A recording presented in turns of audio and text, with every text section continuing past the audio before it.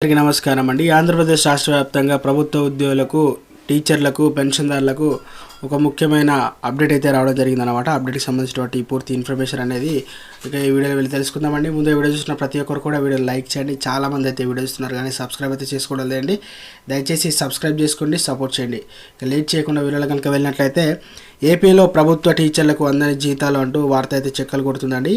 అయితే ఇక ఆంధ్రప్రదేశ్ ప్రభుత్వ టీచర్లు ఇక జీతాలు అందలేదని ఇక ఎందుకంటే ఇప్పటికి కూడా కొంతమందికి చాలామందికి అయితే ఉద్యోగులకు జీతాలు అయితే అందలేదన్నమాట. ఉపాధ్యాయులకు చంద్రబాబు సర్కారు జీతాలు చెల్లించలేదు.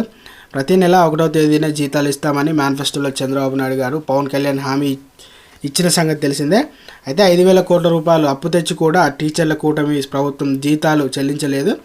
ప్రభుత్వం తీరుపై టీచర్లు ఆగ్రహం వ్యక్తం చేస్తున్నారన్నమాట. ఉద్యోగులు, పెన్షనర్లు ప్రతి నెల 1వ తేదీనే జీతాలు, పెన్షన్లు చెల్లిస్తామని చెప్పిన చంద్రబాబు ప్రభుత్వం దాన్ని ఒక నెల ముచ్చటగా మార్చేసింది.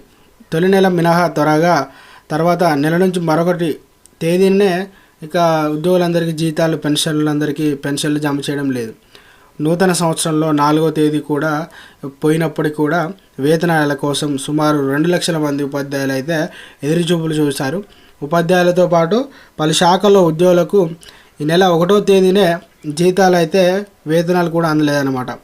ఇది ఇలా ఉండగా రెండో తేదీ కొంతమంది ఉపాధ్యాయులకు, ఉద్యోగులకు వేతనాలపైన ప్రభుత్వం జమ చేయగా, అయితే 4వ తేదీ కూడా ఉపాధ్యాయులకు ఎవరికి జీతాలు అందలేదని చెప్పడం జరిగిందనమాట. ఇప్పటి వరకు కూడా చాలామందికి జీతాలు, పెన్షన్లు కూడా అందలేదన్నమాట.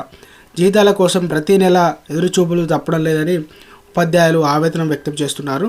గత నెల కూడా ఉపాధ్యాయులు 1వ తేదీన వేతనాలు జమ చేయలేదు. ప్రతి నెల 6 లేదా 7 తేదీల వరకు జీతాల కోసం ఎదురు చూడవలసిన పరిస్థితులు అయితే నెలకొన్నాయని ఉపాధ్యాయ సంఘాలు అయితే మండిపడుతున్నాయి. So friends,